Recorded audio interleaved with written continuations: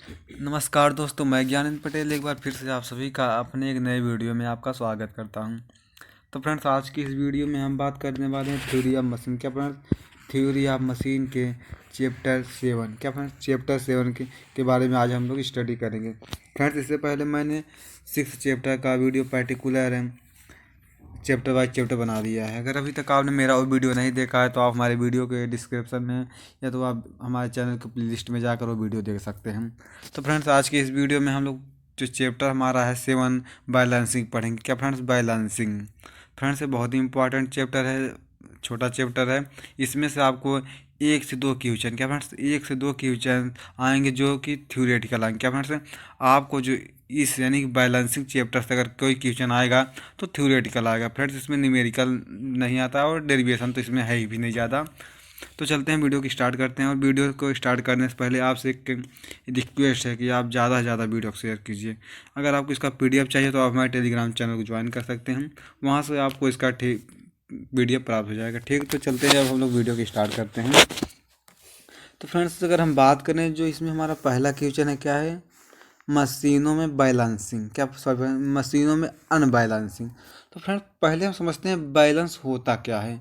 Balance का मतलब क्या है फ्रेंड्स, कि अगर कोई क्या है, एक पिंड है, क्या फ्रेंड्स, कोई एक बॉडी है, उसके ऊपर अगर हम लोग क्या करते हैं, कोई एक और पिंड रखते हैं, तो इसका मतलब क्या है फ्रेंड्स कि इसके ऊपर हम लोग लोड रख रहे हैं। इसी क्या कहते हैं फ्रेंड्स, हम लोग नॉर्मली यानी कि सिंपल लैंग्वेज में इसी को लोग बैलेंसिंग कहते हैं। अब हम लोग देखेंगे कि जो बैलेंसिंग होता है उसके क्या क्या पार्ट हैं, तो हम लोग सब एक एक करके देखते हैं। तो हमारा जो पहला हेडिंग है, बाय मशीनों में अनबैलेंसिंग। तो क्या होता है, सभी प्राइम मूवर्स में 2 निम्न प्रकार के बल क्रिया करते हैं। क्या फ्रेंड्स, सभी प्राइम मूवर्स में 2 निम्न प्रकार के बल क्रिया करते हैं। तो पहला क्या होता है फ्रेंड्स, पहला होता है हमारा स्टैटिक फोर्स, दूसरा होता है इनर्शिया फोर्स। तो फ्रेंड्स, देखते हैं कि ये दोनों होते क्या हैं। तो इसमें क्या होता है, प्रथम चालक में जब सभी स्थैतिक बल उसमें वर्किंग फ्लूइड के दाब के कारण उपजते हैं और परस्पर संतुलन में होते हैं। नहीं फ्रेंड्स, उसके बाद क्या होता है, जड़त्व बल का प्रथम चालक एवं मशीन पार्ट के त्वरण के कारण उपजते हैं। तो फ्रेंड्स, ये पॉइंट बाय पॉइंट है, आप इसको सही से लिख लीजिए। तो थर्ड पॉइंट है, यदि इसमें कुछ बल तथा बल गुण शेष बचे रहते हैं जो कि असंतुलन उपजते हैं, इसके प्रभाव को निम्नलिखित इसके जो प्रभाव है, क्या फ्रेंड्स, इसके जो इफेक्ट हैं निम्नलिखित हैं। तो फ्रेंड्स, पहला जो हमारा प्रभाव है क्या है, मूवेबल पार्ट। क्या फ्रेंड्स, यानी कि मूवेबल पार्ट मतलब जो घूमता हुआ है, यानी कि जो स्थिर ना हो, यानी कि चलता रहे, उसको हम लोग क्या बोलते हैं, मूवेबल पार्ट की घिसाई तथा टूट फूट अधिक होती है।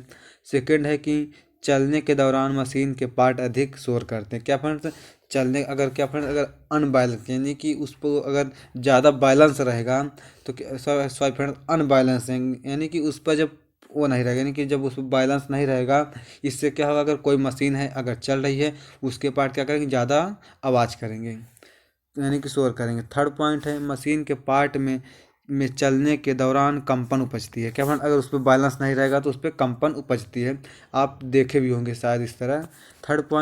फोर्थ पॉइंट है, मशीन के चलाते समय दुर्घटना की संभावना रहती है। क्या फ्रेंड्स, अगर मशीन पर कोई बैलेंस नहीं रहेगा तो अगर थोड़ा सा अगर वो यानी कि ज़मीन यानी जिस पर वो स्टेबल किया गया है, अगर वो सही से अगर स्टेबल नहीं होगा तो वो क्या दुर्घटना की भी संभावना रहती है। उसके बाद हमारा पांचवा पॉइंट क्या है फ्रेंड्स, कि मशीन से प्रोडक्ट बनाते समय अधिक त्रुटि हो। क्या फ्रेंड्स, अगर उस पर अगर बैलेंस नहीं रहेगा तो अगर आप कोई भी प्रोडक्ट यानी कुछ भी सामान बनाते हैं तो भी उसमें त्रुटि हो सकती है। अब फ्रेंड्स, हमारा नेक्स्ट पॉइंट आता है स्टैटिकल बैलेंसिंग, यानी कि स्थैतिक संतुलन। क्या फ्रेंड्स, स्थैतिक संतुलन। तो फ्रेंड्स, ये क्या होता है, तो पहले हम लोग इस डायग्राम को समझते हैं। तो इस डायग्राम में क्या है फ्रेंड्स, आपका एक पिंड यहाँ पर है, एक वृत्त है, एक यहाँ पर पिंड है और एक आपका यहाँ वृत्त है।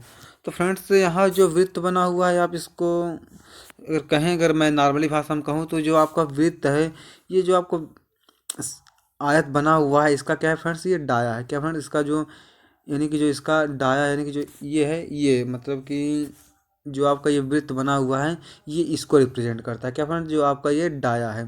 और एक इम्पॉर्टेंट बात ये है क्या है फ्रेंड्स, जो आपका यहाँ क्या है कि एक पॉइंट है जो यम यानी कि पिंड है, यम है, और वहाँ से लेकर इस ओ तक की दूरी क्या है, आर है। उसके बाद फ्रेंड्स यही जब हम लोग अपने इस वृत्त में देखेंगे, जब आपका सेम यही पॉइंट यहाँ बना हुआ है ऊपर, जो नेक्स्ट है ए आर वन है, अब नीचे हम लोग देखते हैं तो आर टू है, यहाँ क्या है आर टू है, यहाँ से यहाँ तक दूरी क्या है ए है। सेम यहाँ यही चीज़ इस वृत्त में दिखाया गया है।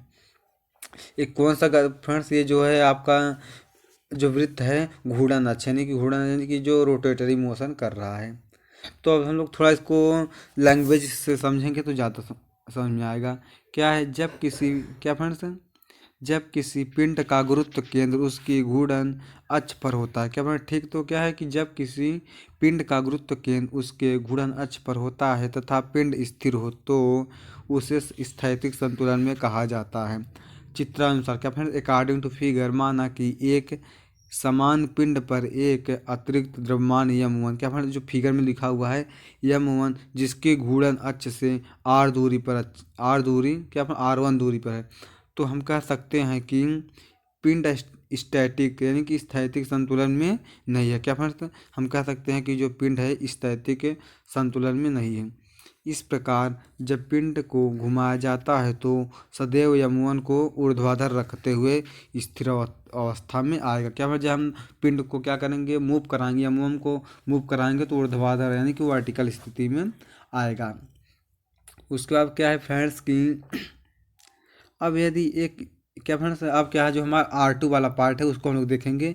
अब यदि एक और द्रव्यमान यम टू, क्या फ्रेंड्स यम टू यम1 से गुजरते हुए अच्छी समतल में नीचे की ओर आर टू दूरी पर जोड़ दिया जाए तो यम1 R one equal to m two R two, तो संपूर्ण पिंड का गुरुत्व केंद्र ओ, क्या फ्रेंड्स ओ हो जाए, क्या फ्रेंड्स ओ से ओ पर आ जाता है और इस प्रकार पिंड स्थैतिक संतुलन में आ जाता है। यानी कि फ्रेंड्स इसको हमें संतुलित करने के लिए दो पिंड या यम1 यम2 लिया जाएगा, और जो इसके मतलब इसका जो अक्ष रहेगा यानी अक्ष से यम1 तक की दूरी क्या रहेगी, आर रहेगा। जब हम लोग इसको दोनों को कंक्लूजन करते हैं तब जाके हमारा स्टैटिक बैलेंसिंग होता है।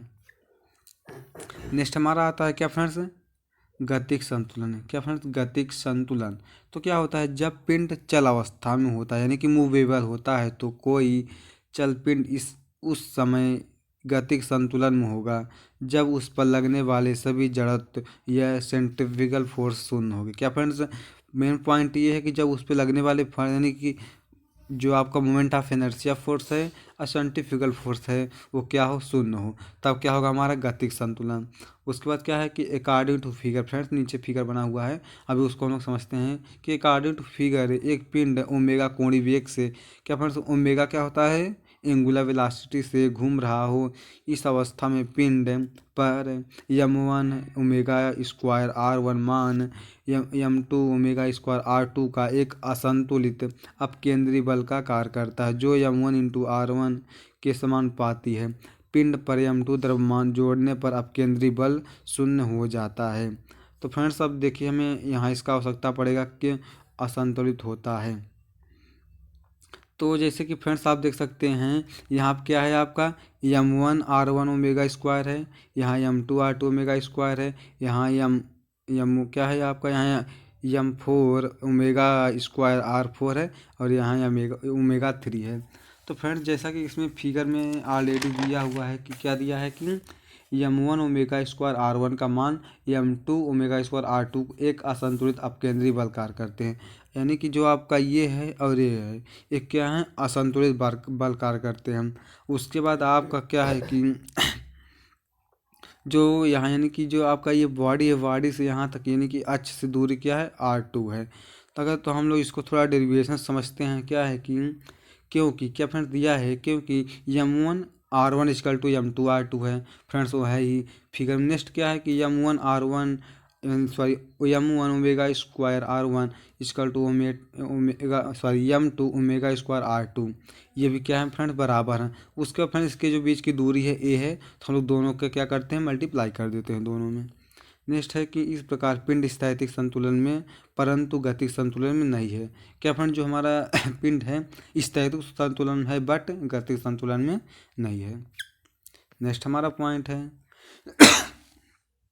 क्या है कि चित्रानुसार यानी कि अकॉर्डिंग टू फिगर, माना कि M3 तथा M4 मान के दो अन्य द्रव्यमान पिंड पर इस प्रकार लगाए जाते हैं, तो क्या होगा M3R3 M4R4 हो जाएगा, इसके बराबर हो जाएगा। इसी तरह इसमें, बट इसमें क्या है B और क्या है इसको क्या फ्रेंड्स, M3 क्या है, इसकी दूरी B है और इसके यहाँ A है, इसकी दूरी A है। तो उसके बाद क्या करते हैं फ्रेंड्स, हम लोग इसको संतुलन की स्थिति में लाने के लिए क्या करेंगे, M4R4B equal to M2R2A equal to M1R1A equal to M3R3B, यानी कि इसको हम लोग इस स्थिति में कर देते हैं। फलस्वरूप पिंड का गतिक संतुलन भी हो जाता है। क्या फ्रेंड्स, अगर हम लोग इसको इस स्थिति में कर देते हैं तो जो हमारा गतिक संतुलन है, गतिक भी संतुलन में आ जाता है। नेक्स्ट पॉइंट है क्या है फ्रेंड्स, मशीनों में असंतुलित बलों तथा घूर्णनों की उत्पत्ति। क्या फ्रेंड्स, जो मशीनों में असंतुलन और बलों तथा घूर्णनों की उत्पत्ति कैसे होती है। क्या होता है, किसी भी मशीन में दो प्रकार के पुर्जे होते हैं। क्या फ्रेंड्स, कोई भी मशीन, इनकी कोई भी मशीन होता है उसमें दो प्रकार की पुर्जे होती है। नंबर 1 स्थायी पुर्जे तथा नंबर 2 गतिज पुर्जे होते हैं। तथा गतिमान पुर्जे भी दो प्रकार के होते हैं। पहला रोटरी पार्ट, दूसरा होता है रेसिप्रोकेटिंग पार्ट। जैसा अंतर्दहन इंजन में क्रैंकशाफ्ट, गतिपाल पहिया, पुल्ली व भाप व गैस टरबाइन में रोटर इत्यादि रोटरी पार्ट है। तो फ्रेंड्स, आईसी इंजन में ये सब लगे रहते हैं, रोटरी पार्ट है। जबकि रेसिप्रोकेटिंग करने वाले पुर्जे में पिस्टन राड, क्रैंक हेड इत्यादि प्रमुख हैं। सभी स्थिर एवं गतिमान पुर्जों का पावर ट्रांसमिशन के समय विभिन्न परिणाम के बल क्रिया करते हैं। क्या फ्रेंड्स, जो हमारा रेसिप्रोकेटिंग है और रोटरी पार्ट है, उनका जहाँ जहाँ यूज होता है पावर ट्रांसमिशन के समय विभिन्न विभिन्न परिणाम, यानी कि जो उसका बल यानी कि जो उसका परिणाम आता है अलग अलग आता है।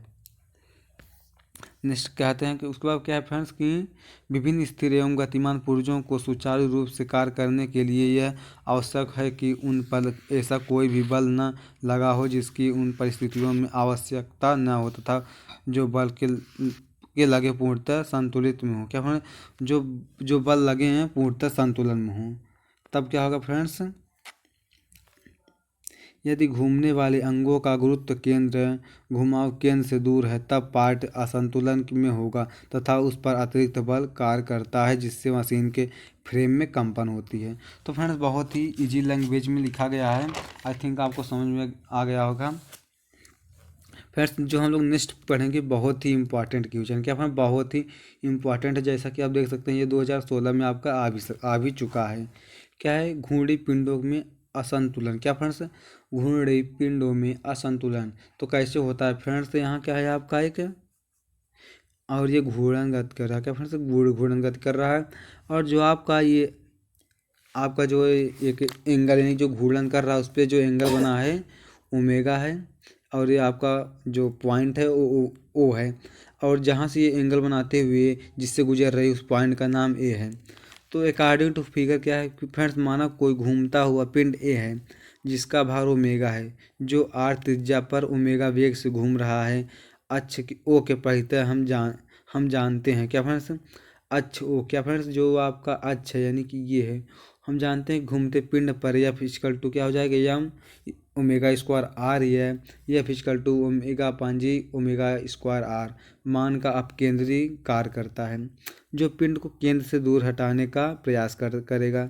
इस बल के कारण घूर्णन केंद्र ओ पर एक प्रतिक्रिया बल लगता है। क्या फ्रेंड्स, इस पर क्या करेगा, एक रिएक्शन फोर्स कार्य करता है, जिसकी दिशा घूमने वाले भार की स्थिति के साथ बदलती रहती है। जिसकी दिशा क्या है कि भार के बदलने वाली स्थिति के साथ बदलता रहता है। क्योंकि क्या फ्रेंड्स, क्योंकि क्या है, क्योंकि मशीन में घूमने वाले अंग बियरिंग पर टिके होते हैं। क्या फ्रेंड्स, जो उसमें जो मशीन में लगा रहता है बियरिंग उस पर टिके रहते हैं ताकि इन्हें कोई दिक्कत न हो, इन्हें कोई प्रॉब्लम नहीं है। ठीक, तो फ्रेंड्स क्या है, बियरिंग पर ये बल क्रिया करके कंपन उत्पन्न करते हैं। इन कंपनों के कारण मशीन में शोर, घिसाई, टूट फूट की संभावना बढ़ जाती है। क्या फ्रेंड्स, अगर इस तरह से होगा तो उसमें जो है कि टूट फूट घिसाई की संभावना क्या होता है, बढ़ जाता है। अब फ्रेंड्स, हम लोग जो नेक्स्ट पॉइंट पढ़ेंगे, क्या फ्रेंड्स ये आपके लिए बहुत ही इंपॉर्टेंट है। क्या फ्रेंड्स, वेरी वेरी इंपॉर्टेंट है। तो हो सकता है फ्रेंड्स अधिकतर ये एग्ज़ाम में पूछा जाता है, क्योंकि फ्रेंड्स बहुत ही इम्पोर्टेंट है। इस इस चैप्टर का समझ लीजिए कि एकदम बहुत ही इम्पोर्टेंट पॉइंट है।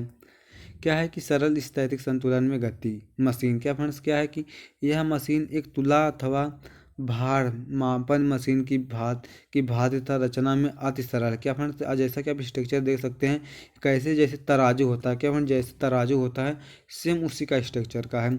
इसमें क्या है, आपका इस साइड क्या हुआ है, लोड लगा हुआ है, इस साइड मैड्रिल है। क्या फ्रेंड्स मैड्रिल क्या करता है, यहाँ क्या, जब आप यहाँ कोई आप लोड रखेंगे, क्या मतलब जब आप यहाँ कोई लोड रखेंगे, इस साइड से क्या होगा, इस साइड भी आपका कुछ मैटेरियल रहेगा। जैसे ही इस पर कुछ बैलेंसिंग कुछ लोड पड़ेगा, तो आपका जो मापन है, यहाँ पे जो मापन है उस पर कुछ परिवर्तन होगा। इस सूचक अंग है, या आपका सूचक अंग है, और नीचे आपका आधार है। तो आइए देखते हैं यहाँ से क्या होता है कि तुला की दाईं भुजा पर संतुलित किए जाने वाले अंग को एक मैड्रिल पर चढ़ाकर रखा जाता है। यानी किस पार्ट को क्या किया जाता है, मैड्रिल पर चढ़ाकर रखा जाता है। अब सेकंड है कि तुला की बाईं भुजा पर आवश्यक बाट लटकाकर तुला की डांडी को क्षैतिज स्थिति में लगाया जाता है। अब मॉड्रिल सहित अंग को हाथ या विद्युत मोटर से घुमाया जाता है। क्या मतलब जो मॉड्रिल लगा हो उसको हाथ से या आप जब विद्युत मोटर की सहायता से घुमाया जाता है।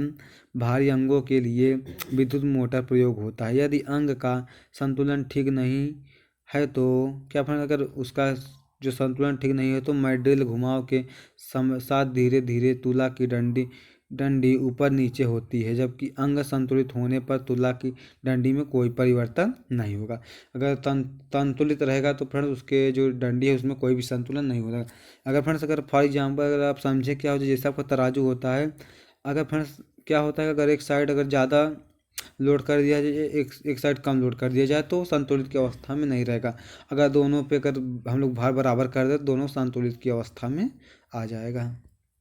ठीक, तो अगर हम आगे चलते हैं क्या है, अब माना कि अंग का असंतुलन आर त्रिज्या पर्याप्त द्रव्यमान भार के तुल्य है। स्थैतिक असंतुलन को मापने के लिए तुला की डंडी ऊपर नीचे दोलन द्वारा एक सूचक पी को किसी अंशांकित पैमाने पर दोलन कराने का प्रबंध किया जाता है।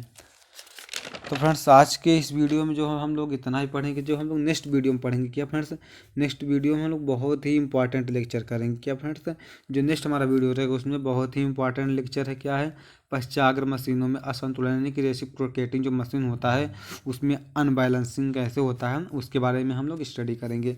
आज का वीडियो कैसा लगा है, अगर वीडियो पसंद आया तो ज़्यादा से ज़्यादा अपने दोस्तों के पास शेयर कीजिए। अगर इस वीडियो से रिलेटेड कोई भी त्रुटि हो तो आप ऑफलाइन कमेंट बॉक्स में ज़रूर बताइए। अगर आपको इसका पीडीएफ चाहिए तो आप टेलीग्राम से प्राप्त कर सकते हैं। तो चलते हैं वीडियो को यहीं से एंड करते हैं। Thank you, watch my video.